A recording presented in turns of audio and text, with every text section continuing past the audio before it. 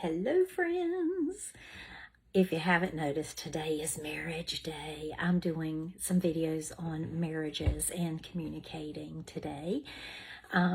So Gottman and Gottman, the two psychologists that are married that work with couples, have a lot of great tools. The relationship house is the most amazing part of how you make a marriage work.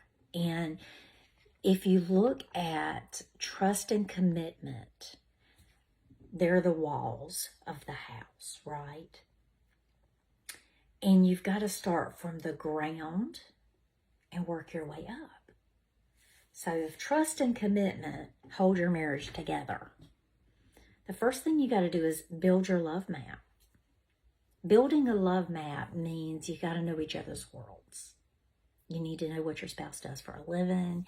You need to know how they handle parenting, how they handle their parents and caring for their parents. How do they handle children? How do they handle work and how they handle money? Like, you need to build the love map first to know each other's world. If you don't care about your spouse's world or the person you're dating, you don't care about them. You need to know their entire world. Who are their friends? Who are their family?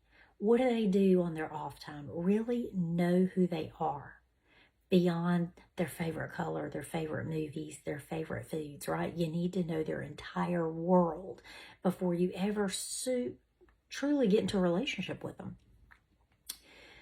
The next level would be sharing fondness and admiration. Do y'all enjoy the same things? Can you admire this person? Do you admire the way their work ethic is? Do you admire how they would parent? Do you admire them as a human?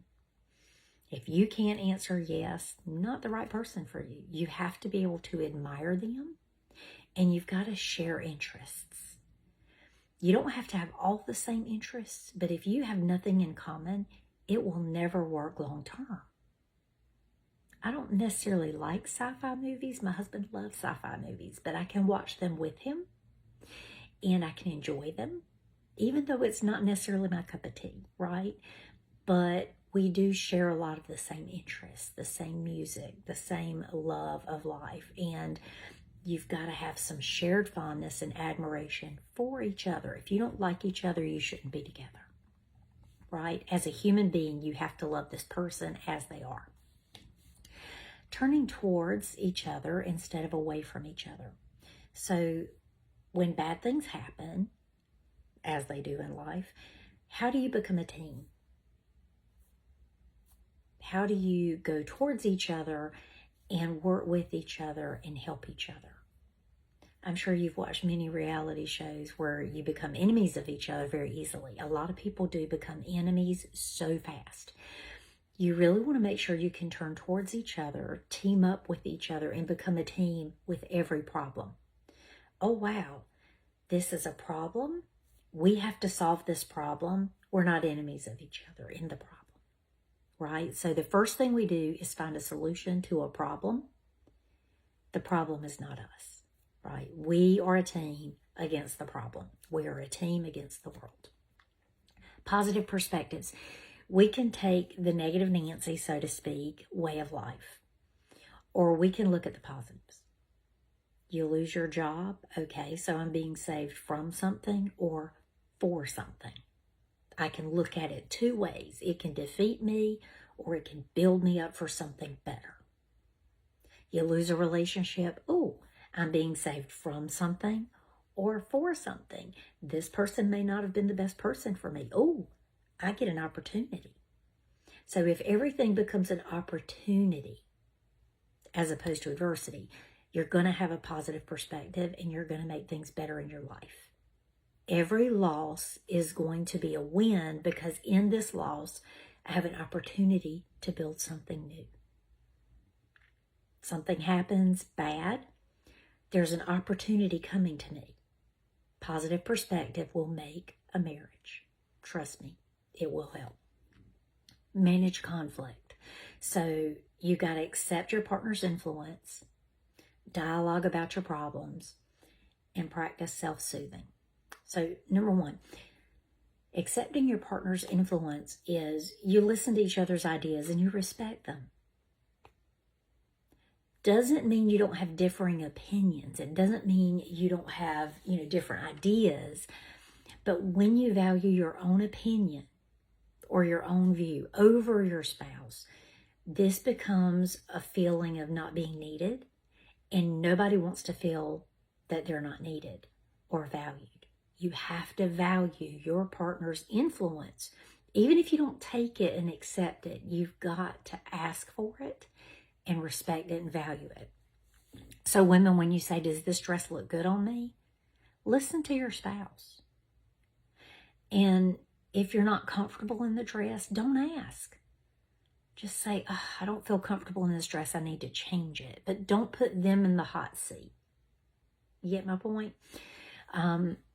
Dialogue about the problem, not each other, right? So this is the problem we need to solve. You always do this. No. This is a problem that I have. I need you to help me solve it. Got it? You're not enemies of each other. You're a team of each other. Practicing self-soothing means, how can I handle this problem before I take it to my spouse? Is there something I can do for myself? Can I soothe myself? If I'm expecting my spouse to make everything better for me, that's codependency. It's not healthy. So how can I work through this on my own before I just take it to my partner and give it to them and tell them it's their problem to handle? Right? Very important. The next part of your house is making life dreams come true. So I can't just go for my dreams and not help my spouse make his dreams come true. We both have to know what those goals are in order to help each other. When I wanted to do private practice as a therapist, my husband jumped on board so quickly. He was like, oh, well, let's look at what that would take for you to do that, because it might be safer, you might be happier, let's try that. And he helped me research how to become a private practice therapist. And he jumped on board to make my dreams come true. And I'm the same way with him. If he wants to do something, I'm going to support him. And let's see how we can make this happen. That goes with your retirement goals. If you two have different retirement goals, you shouldn't be getting married. Because if one of you wants to go to Florida and be in the beach, and the other one wants to go to the mountains where there's snow, you're not going to be happy in retirement. You got to have similar goals, similar life dreams. They don't all have to be the same, but they've got to be similar. Create shared meaning. How can we both create meaning here? How can we both share these moments together? If I only care about mine and I don't care about my husband's, that's a problem.